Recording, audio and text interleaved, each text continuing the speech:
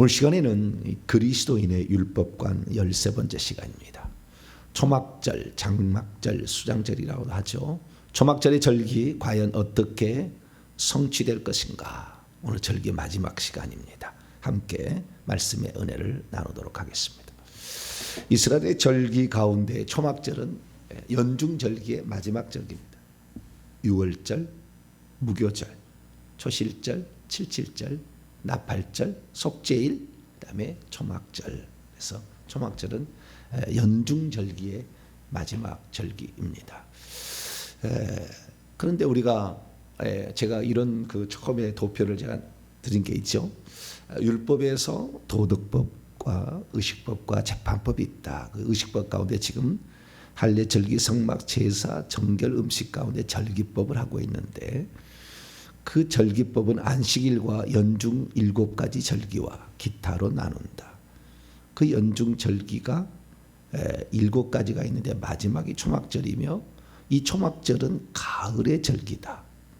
가을의 절기는 예수 재림 이후에 성취될 절기고, 봄의 절기 유월절, 무교절, 초실절, 오순절은 초림에 예수님이 오셔서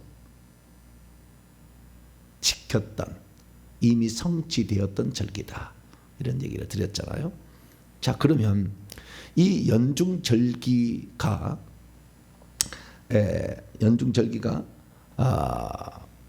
예수 그리스도를 의미하는 거예요. 예수 그리스도가 누구시고 예수 그리스도가 무슨 일을 할 것인가, 이것을 우리에게 제공해 준다는 거예요. 이것을 발견하지 못하는 지금 유대인들은 불쌍한 거죠. 그래서 예수님하고 연결을 못 시켜. 유대인도 똑같이 우리처럼 구약 성경 39권 똑같이 갖고 있는데 유대인들은 그것을 연결을 못 시키잖아요. 그러니까 해석이 이렇게 중요하다니까요. 해석을 잘못해서 이단 나오는 거예요.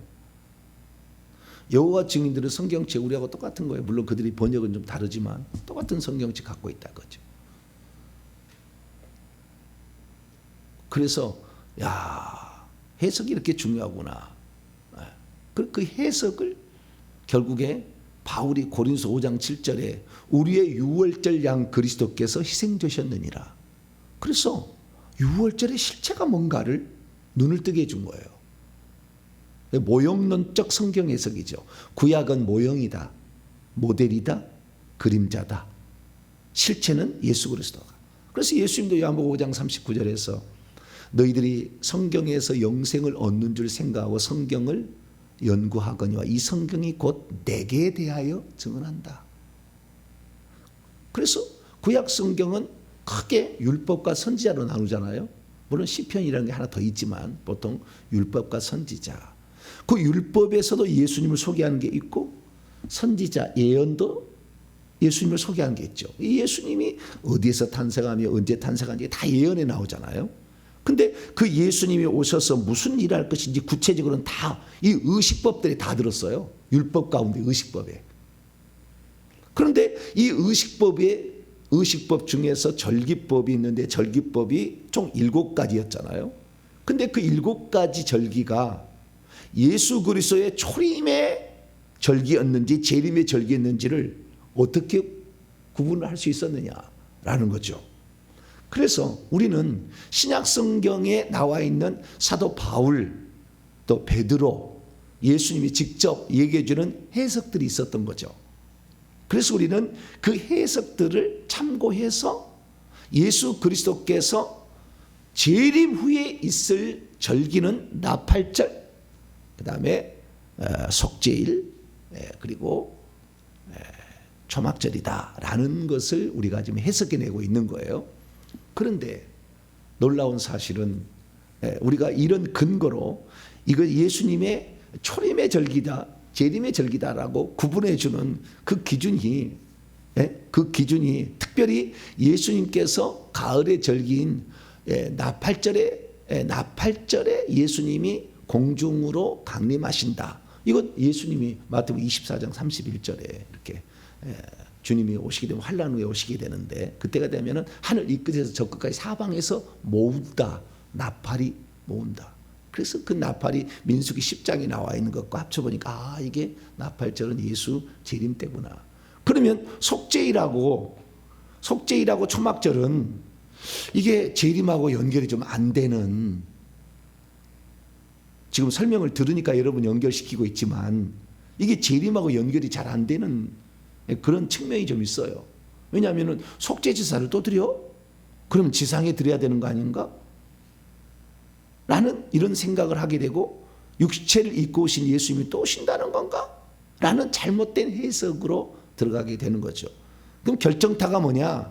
예수님께서 재림 후에 속죄 제사가 드려진다 라는 사실이 어디서 나오냐면 재림 후에 있다고 딱 못을 박아놨어요. 그게 스가랴서예요.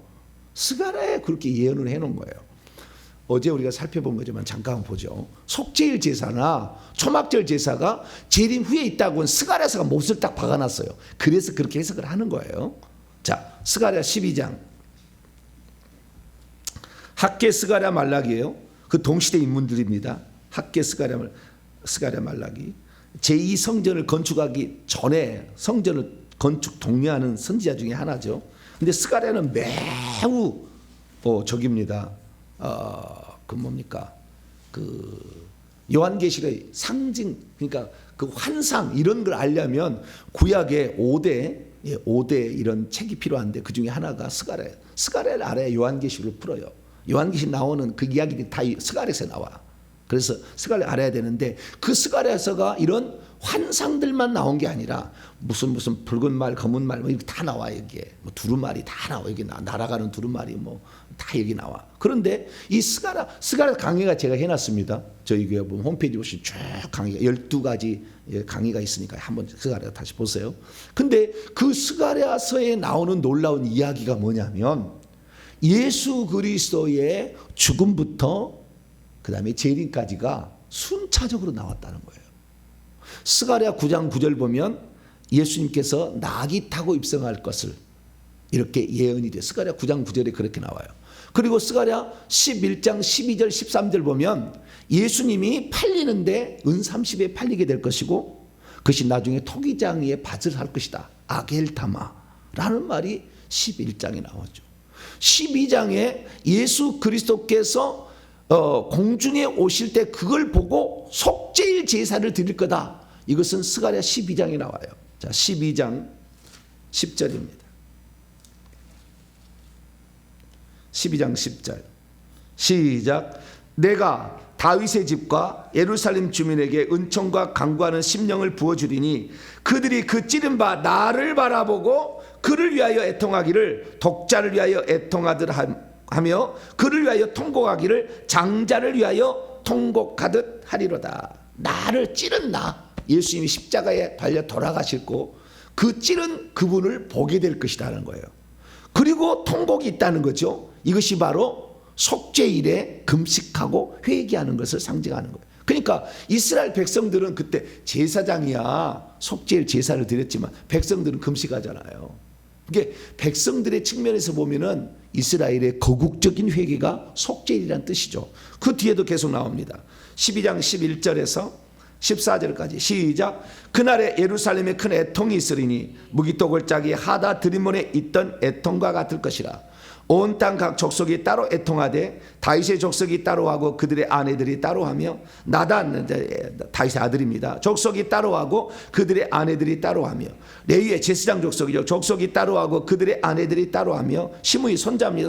시므이 족속이 따로 하고 그들의 아내들이 따로 하며 모든 남은 족속도 각기 따로 하고 그들의 아내들이 따로 하리라. 모든 남은 족속은 베냐민 지파겠죠. 유다의 다윗 족속, 그다음 베냐민 지파, 그 다음에 레위 지파 제사장, 이게 지금 남유다 백성을 이루는 거니까 이렇게 따로 하게 될 것이다. 근데 속죄일 제사 때 우리가 봐야 될 놀라운 사실이 아사셀 양이라는 광야의 격리대에서 버려지는 양이 있잖아요. 아사셀 양이라고 해요. 아사셀에게 준다. 아사셀을 위하여 이스라엘의 모든 범죄를 아론 대지상에 안수하고 보내라고 했잖아요. 아사셀이. 그 아사셀이 뭔가? 아사셀이 귀신이요 마귀다. 이것을 스가랴서가 해석해 줬어요. 이 스가랴서 13장 2절에 나와요. 13장 2절에 13장 2절. 그 1절 2절 회개 후에 하나님께서 이스라엘 민족에 대대 회개가 있으면 영원히, 왜 이스라엘 민족을 예수님을 죄짓게 만든 게 다 마귀가 꼬여서 그런 거죠. 하와를 꼬인 것도 다 누가 그런 거예요? 마귀가 꼬여서 그랬어. 인간 스스로가 자초한 게 아니에요. 그렇기 때문에 마귀를 영원히 죄를 넘겨가지고 영원히 격리시키는 거예요. 범죄하지 않도록 이제. 13장 1절 2절입니다. 시작. 그날의 죄와 더러움을 씻는 셈이 다윗의 족속과 예루살렘 주민을 위하여 열리리라. 만군의 여호와가 말하노라. 그날에 내가 우상의 이름을 이 땅에서 끊어서 기억도 되지 못하게 할 것이며 거짓 선자와 더러운 귀신을 이 땅에서 떠나게 할 것이라. 더러운 귀신인데 귀신이 원래는 영이 루아흐예요. 영. 헬라어는 푸르만데요. 예, 더러운 영을 이 땅에서 떠나게 할 것이라. 왜? 속죄일 제사 때 그 아사셀 양에게 죄를 전가해서 영원한 격리를 시킨다. 그래서 영원히 이제 죄가 없어지는 거예요. 근데 죄가 없어지는 게 죄를 지을 유혹을 한 놈이 없어. 네, 그렇게 되는 거죠. 그리고 뭘 지켜요? 그 다음에 초막절을 지켜야 되잖아요. 초막절. 그 초막절이 뭐냐? 초막절이 그러면. 그래서 초막절에 대해서 우리가 다양한 해석들이 있어요. 크게 세 가지 해석이 있습니다. 초막절. 진짜 이 땅에서 초막절을 지킨다. 예수 재림 후에. 그래서 지상 재림 후에 이 땅에서 이스라엘 백성이 초막절을 지킨다. 첫 번째 해석, 문자적 해석이죠. 두 번째 해석, 그것은 천년왕국에 들어가는, 천년왕국에 이제 그 천년왕국이 요한계시록의 20장에 보게 되면 천년왕국 전에 사단을 가두고 천년왕국 때는 사단이 없다 하잖아요. 그 천년왕국이 있고 천년왕국 끝난 다음에 사단을 잠깐 내놓는다 했잖아요. 그러니까 이 사단을 여기 봐라, 떠나게 한다잖아. 그러니까 떠나게 한 다음부터 뭐요? 천년왕국이더라. 그러니까 천년왕국을 예표하는 거다. 이렇게 해석하는 사람이 있어. 두 번째 해석. 맞아요? 들려요? 듣고 보면 맞는 것 같아. 좌우지간 알아서 따라가셔야 되니까. 예, 해석은 자유야. 뭐라고요? 해석은 자유요. 뭐 여기라고 딱 예. 좌우지간 중요한 건 뭐냐면 스가랴서 14장 4절 이하를 보게 되면 이 초막절은 예수 재림 후에 있다고 딱 나와버렸어요. 그래서 그것은 맞아. 자, 그러면 예수 재림 후에 지상에서 진짜 초막절을 지킬 거냐? 이스라엘 사람들이. 두 번째는 그것이 천년왕국에 참여하는 것을 상징하는 것이냐? 세 번째 해석은 지상에 천년왕국은 없다. 그건 상징이다. 하늘의 장막에 거하는 것. 하늘의 장막. 이 장막이라는 게 다른 게 아니에요. 이 초막절을 무슨 절? 장막절이라고도 하기도 하고 수장절이라도 하거든요. 장막 안에 거했다는 거예요. 뜨거운 이스라엘 민족이 구름기둥 불기둥으로 낮과 밤을 이렇게 가려줬지만 또 장막을 쳐서 비바람으로부터 지켜줬다. 그래서 하나님의 보호를 상징하는 것이 장막이잖아요. 그래서 하나님의 보호 아래 마귀가 건들 수 없는 세상 안으로 들어간다. 그게 어디요? 새하늘과 새 땅, 새 예루살렘이지. 새하늘과 새 땅에 들어가는 거죠. 거기 안에 하나님이 장막을 치면 어느 누구가 건드릴 수 없죠. 보호가 되는 거죠. 이제는 마귀가 절대 천국에 못 들어가니까. 네. 그래서 새 하늘과 새 땅에 사는 것을 예표한다 라고 해석을 합니다. 어떤 해석이 맞을까요? 그러면은 이제 나는 이게 맞습니다. 첫째, 이 땅에서 초막절을 짓고, 그것도 어떤 해석이냐면요, 이게 문자적 전천절설, 세대주의적 전천절설, 역사적 전천절설은 예수 재림 후에 이 땅에서 유대인들은 초막절을 지키고 1000년 동안 다스린다. 이게 지금 역사적 전천절설과 세대주의적 전천절설의 해석이에요. 그러면 세대주의적 해석, 이 해석이 엉뚱하게 나오느냐? 스가랴서의 말씀을 가지고 해석을 한 거예요. 자, 스가랴서 봅니다. 아마겟돈 전쟁이 먼저 있고 그 다음에 천년왕국이 시작된다고 우리가 저 요한계시로 보면은 문자적으로 봤을 때는 그렇게 나오잖아요. 아마겟돈 전쟁이 19장에 있고, 그 다음에 천년왕국이 20장에 있고, 그리고 그 다음에 20장 후반부에 가면은 곡과 마곡의 전쟁이 있고, 그 다음에 백부자 심판이 있고 새하늘과 새 땅으로 간다고 돼 있잖아요. 그래서 그런 게 있는데 여기 보니까 아마겟돈 전쟁이 예언돼 있어요. 그래서 여기가 이렇게 해석을 하는 거예요. 자, 스가랴 14장 1절에서 3절, 여기 아마겟돈 전쟁을 예언해 주는 겁니다. 읽습니다. 시작. 여호와의 날이 이르리라. 그날에 내 재물이 약탈되어 내 가운데 나누이리라. 내가 이방 나라들을 모아 예루살렘과 싸우게 하리니 성읍이 함락되며 가옥이 약탈되며 부녀가 욕을 당하며 성읍 백성이 절반이나 사로잡혀 가려니와 남은 백성은 성읍에서 끊어지지 아니하리라. 그때 여호와께서 나가사 그 이방 나라들을 치시되 이왕 전쟁 날에 싸운 것 같이 하시리라. 예수님이 백마 타고 오셔가지고 두 무리의 거룩한 자들이 있잖아요. 천사들과 이미 구원받은 하나님의 백성들이 와서 용과 짐승과 거짓 선자가 땅의 왕들을 모아서 수많은 그 유프라데 강에 그냥 가득 채우는 이 영들을, 이 사람들을 모으고 와서 전쟁을 일으킬 때 하늘에서 주님께서 오셔가지고 그 전쟁을 친다는 거잖아요. 입에서 나오는 검으로 그들을 쳐서 죽인다예요. 그러면 그것이 어떻게 진행될 것인가? 전쟁 상황을 묘사를 해놨어. 누가? 스가랴가. 그 요한계시로 풀려면 스가랴에서 공부가 필수적인 거예요. 5책 중에 한 가지라니까, 구약에.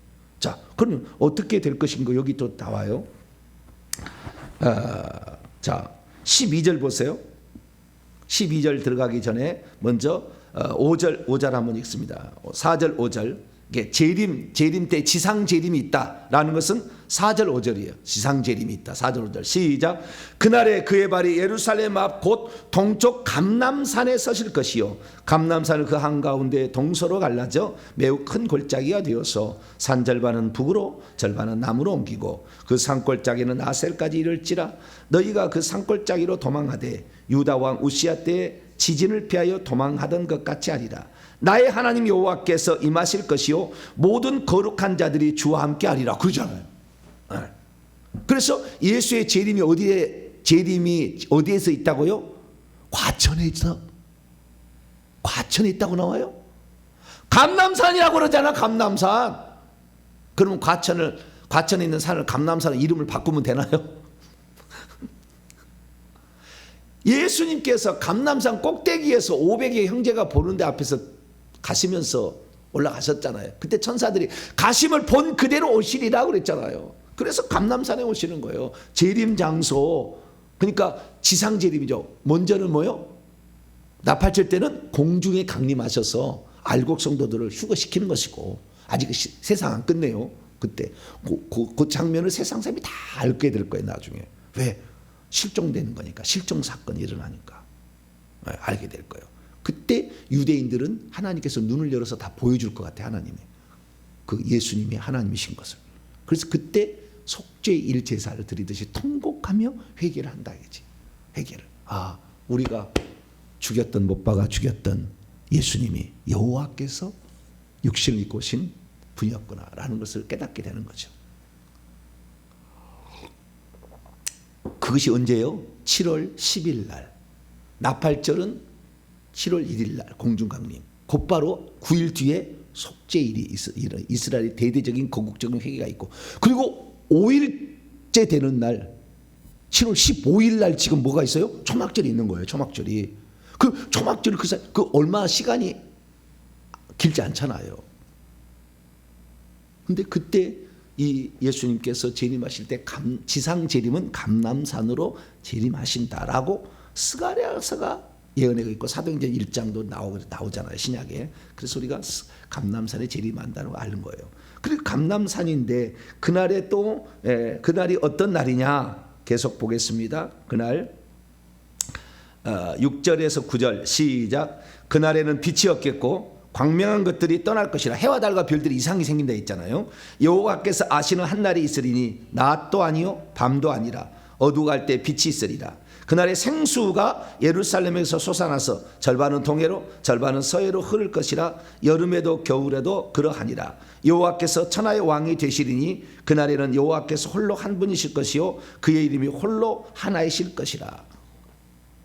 누가 오신다고요? 이 여호와가 온다고 여기는 여호와께서 홀로 한 분, 그분이 천하의 왕이 된 자잖아요. 그런데 요한계시록 17장 14절이나 요한계시록 19장에 보면은 만왕의 만주의 주로는 예수님 오시잖아요, 거기에. 그래서 이게 한 분 하나님의 또 다른 표현이 예수님이다, 이렇게 이해를 해야 제일 좋은 거예요. 그런데 예수님을 하나님의 아들이라고만 봐버리면 문제가 생기는, 하나님을 한 분으로 보기 어려워. 세 분으로 봐야 돼. 그게 지금, 그래서 이 여호와만 하나님이라고 예수는 하나님이 아니라는 것이 여호와 증인이에요. 여호와 증인. 그게 이단이에요.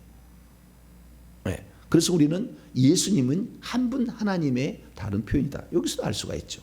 이렇게 되고요. 그리고 그 다음에 11절, 사람이 그 가운데 예루살렘이 높이 들린다. 10절 11절에 사람이 그 가운데 살며 다시는 저주가 있지 아니하리니 예루살렘 평안. 왜요? 아까 마귀가 떠났잖아. 마귀가 떠났잖아. 그렇죠? 마귀가 떠났으니까 이제는 저주가, 그 마귀의 종들이 귀신들을 주는 것이 저주잖아요. 저주가 떠나지. 그렇게 되는 거예요. 그리고 그때 예수님이 지상 재림할 때 이 마귀가 끌고 온 지상의 군대, 아마겟돈 전쟁 군대를 어떻게 죽이느냐, 여기 기가 막혀요. 12절에 나와요. 12절에서 15절까지. 예루살렘을 친 모든 백성에게 여호와께서 내리실 재앙은 이러하니 곧 섰을 때 그들의 살이 썩으며 그들의 눈동자가 눈구멍 속에서 썩으며 그들의 혀가 입 속에서 썩을 것이요 그날에 여호와께서 그들을 크게 요란하게 하시리니 피차 손으로 붙잡으며 피차 손을 들어 자기들끼리 친다는 거잖아요. 유다도 예루살렘에서 싸우리니 이때 사방에 있는 이방 나라들의 보화 곧 금과 은과 의복이 심히 많이 모여질 것이요 또 말과 노새와 낙타와 나귀와 그 진에 있는 모든 가축에게 미칠 재앙도 그 재앙과 같으리라. 저는 12절을 읽고 어젯밤에 말씀을 준비하면, 저도 사실 이거 초막절 이거 한 번도 설교를 해본 적이 없거든요. 나도 이게 궁금했거든. 그래서 제가 이 설교를 했는지도 몰라요. 근데 이걸 보면서 정말 놀랍다. 다시 한번 확인하면서 이제 이렇게 풀어갈 수 있는 시대가 됐다니. 야, 제가 얼마나 요한계시록을 많이 성경을 보고 이게 전문가가 되었으면 이거 얘기할 수 있을까라는 생각을 하는데, 어쨌든 지금은 그런 시대가 되어서 우리가 이 말씀을 풀어갈 수 있다 생각하는데, 12절 보고 내가 요즘에 귀신 쫓으면서 무기를 내가 사용하는데, 무기에 하나가 또 요즘에 화롯불에다가 담궈버리고 인두로 지진다고 했잖아요. 근데 또 하나가 생겼어. 썩는 재앙이 있구나. 썩어, 눈구녕 썩어. 이거 좋다. 아주 좋구나. 눈동자가 눈구멍 속에서 썩는. 이거 좋네. 이거 다리 썩어, 다리 썩어. 야, 이제 오늘 이번 주 금요일부터 있을 거예요. 이제 사역 받는 사람에게 요거 써보려고. 이게 주님의 말씀으로 입으로 카울로 쓴다는데 어떻게 썼어요? 썩는 재앙으로 썼다. 이거 기가 막히다. 아주 이게 기대하시라. 할렐루야. 짜잔. 이 귀신들의 고문을 주는 아주 좋은 방법을 하나 내가 찾아냈어요. 썩는 재앙. 눈을 부리면 눈 썩어. 딱 할 수 있잖아요. 좋아요. 아주. 어쨌든 아마겟돈 전쟁 때 주님이 치시는데 어떻게 치느냐? 썩는 재앙으로 싹 흘러내려버려. 뼈만 남고 쫙 흘러내려버려요. 뼈만 남고 쫙 흘러내려버려. 꼭 그것이 그 원자 폭탄이 터지면 그런다잖아요. 뼈만 남고 살이 싹 흘러내려야 흘러. 뼈만 남고 흘러내려서 푹 250 몇 개 뼈로 착 떨어진다잖아요. 그래서 그렇게 원자폭탄도 그래서 그런 원리로 제조되는지 모르지만 좌우지가 이렇게 죽는다잖아요. 그리고 그 다음에 초막절을 지킨다는 거예요. 이 다음에 뭐가 스가랴가 예언을 한 거예요. 자, 16절 보세요. 계속 초막절 얘기합니다. 이게 16절부터 21절까지 아마겟돈 전쟁 후에 있을 초막절 절기를 예언한 거예요. 예언한 거. 자, 16절에서 19절 봅시다. 시작. 예루살렘을 치러 왔던 이방 나라들 중에 남은 자가 해마다 올라와서 그 왕 만군의 여호와께 경배하며, 이 만군의 여호와는 예수님입니다. 경배하며 초막절을 지킬 것이라. 땅에 있는 족속들 중에 그 왕 만군의 여호와께 경배하러 예루살렘에 올라오지 아니한 자들에게는 비를 내리지 아니할 것인저. 초막절의 핵심은요, 비하고 아주 밀접한 관련이 있습니다. 좀 이따 얘기하겠습니다. 만일 애굽 족속이 올라오지 아니할 때에는 비 내림이 있지 아니하리니 여호와께서 초막절을 지키러 올라오지 아니하는 이방 나라들의 사람을 치시는 재앙을 그에게 내리실 것이라. 애굽 사람이나 이방 사람 나라 사람이나 초막절을 지키러 올라오지 아니하는 자가 받을 벌이 그러하니라. 봐라, 여기 예수 재림, 공중 재림과 속죄일 해석하면, 신학으로 해석하면 공중 재림과 이스라엘의 거국적 회개와 아마겟돈 전쟁과 지상 재림이 있은 다음에 초막절을 지킨다고 했다. 문자적으로 이 스가랴 보니까. 그러니까 이 땅에서 초막절을 문자적으로 지킨다. 이게 뭐예요? 세대주의적 정철련설의 핵심 골자의 하나입니다. 내용이. 맞아요? 틀려? 맞지? 못 틀려요. 맞지. 그런데 해석이 그 다음부터 중요해. 해석이.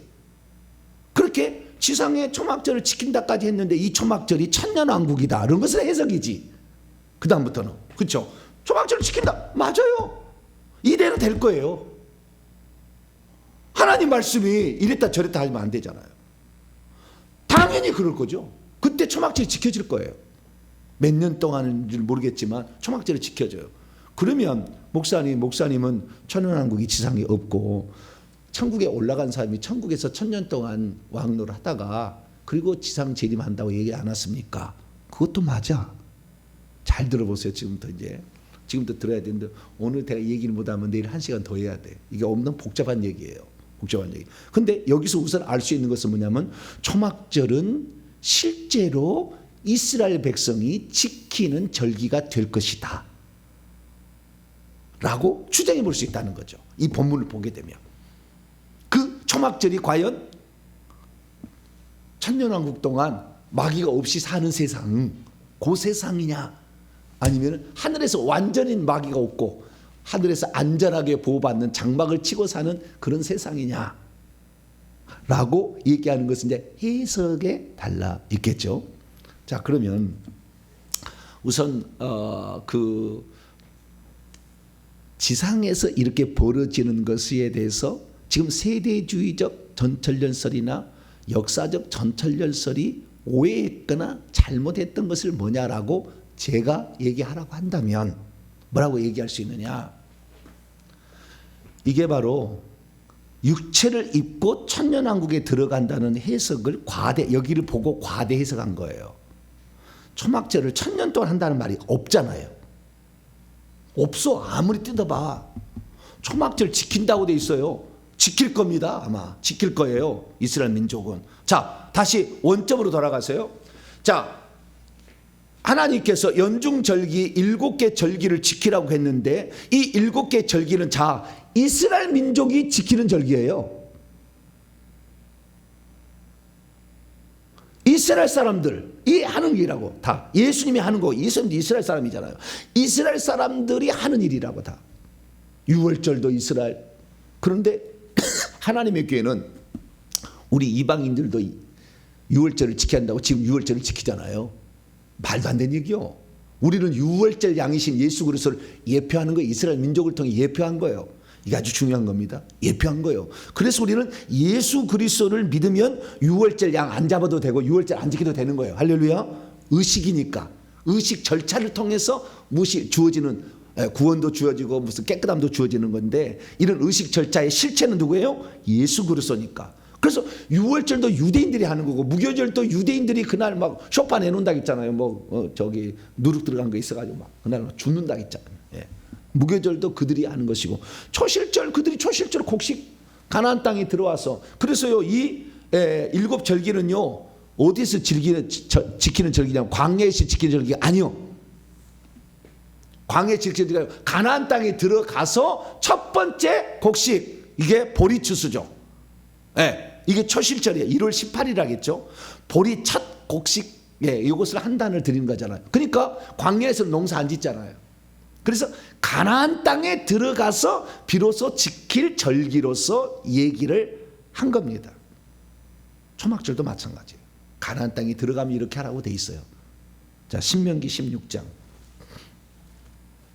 주여, 오늘 서론 얘기하다가 시간 다 갔네. 그래도 기본적으로 알아야 되니까.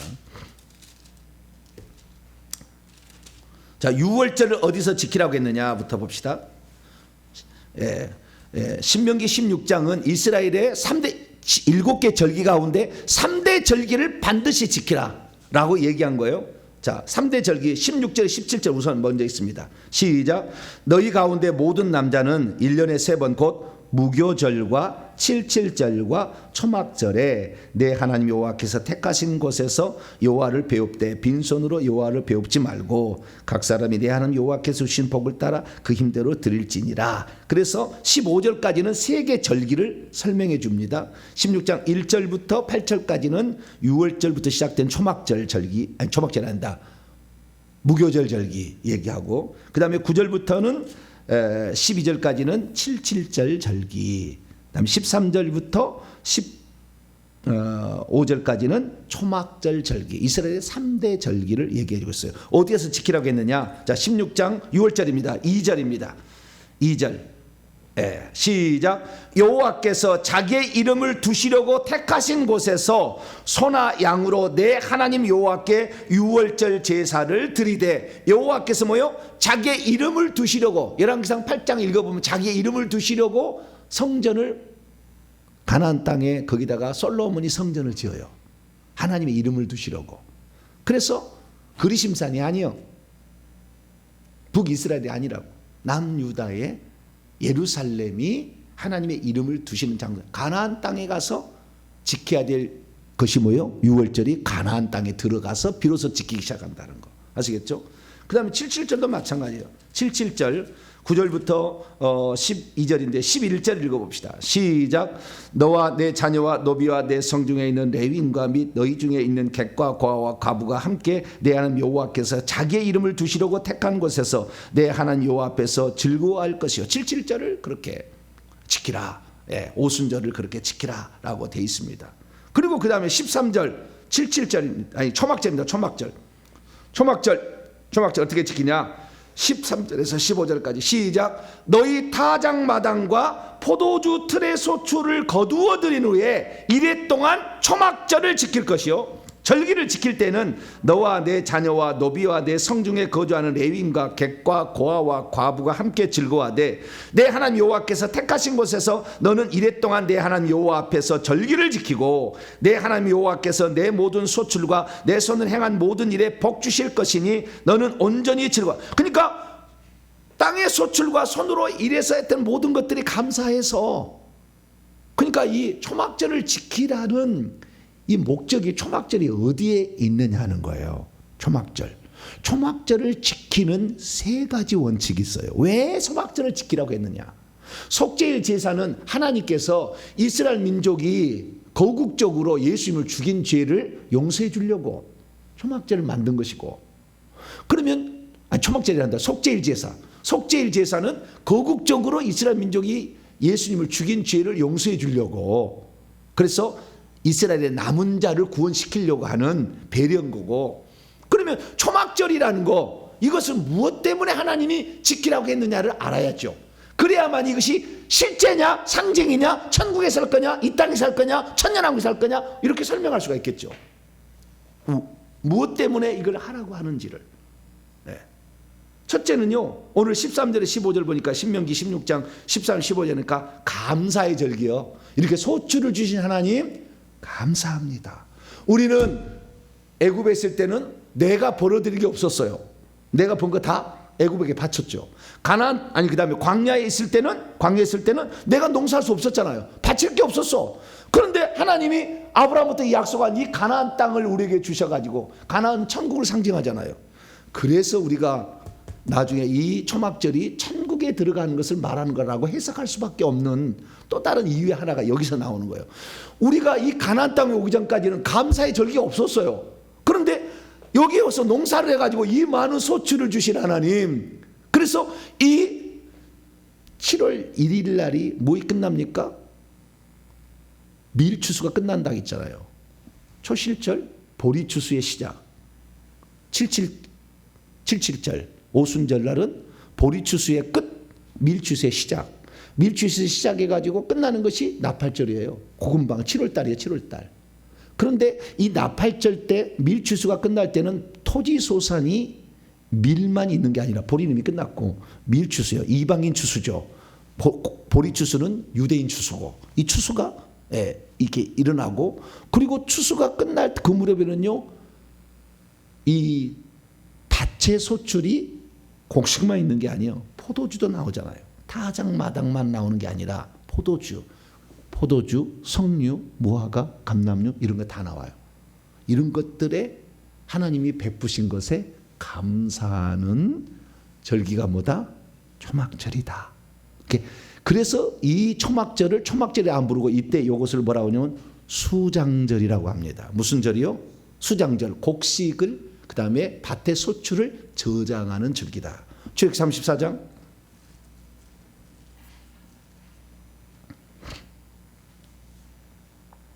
출애굽기 34장 21절부터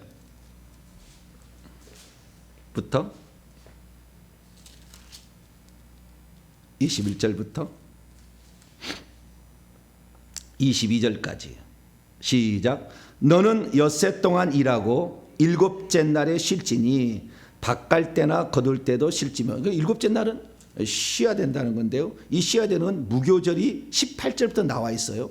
무교절에 관한 이야기. 무교절에 엿새 동안 여기는 엿새 동안 일하고는 그냥 안식일, 안식일로 해야 되겠습니다. 안식일 다음에 일곱째 쉬는 것이고 22절이 중요합니다. 시작.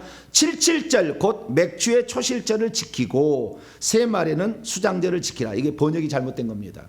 77절은 맥주가 끝나는 것이잖아요. 보리가 끝나는 것이에요. 보리 맥자인데 보리가 아니에요. 원문은 밀의 첫 열매를 말하는 거예요. 그래서 밀의 첫 열매로서 오순절을 지키고 세 말에는 수장절을 지키라. 그러니까 수장절. 곡식과 밭의 토지소산을 다 저축하고 감사해서 지키라 그랬다는 거예요. 그래서 감사의 절기였다. 왜 지금 제 얘기를 하냐면은 초막절을 지상에서 한 번 또는 한두 번 지킬 건가? 그걸 끝날 건가? 아니면 천년왕국 동안 계속 할 건가? 아니면 천국에서 하는 것인가에 대한 해석을 알려면 그 뜻을 알아야 되기 때문에 우선은 감사의 절기였다라는 겁니다. 이게 수장절이라는 거예요. 그래서 이때는 수장절. 그런데 또한 초막절이라고도 하잖아요. 초막절을 지키라고 했잖아요. 그럼 초막절은 뭐냐는 거죠. 오늘 신명기 아니라 레위기 23장을 봐요. 레위기 23장. 주여 시간이 다 돼버려가지고 내일 계속하도록 합시다.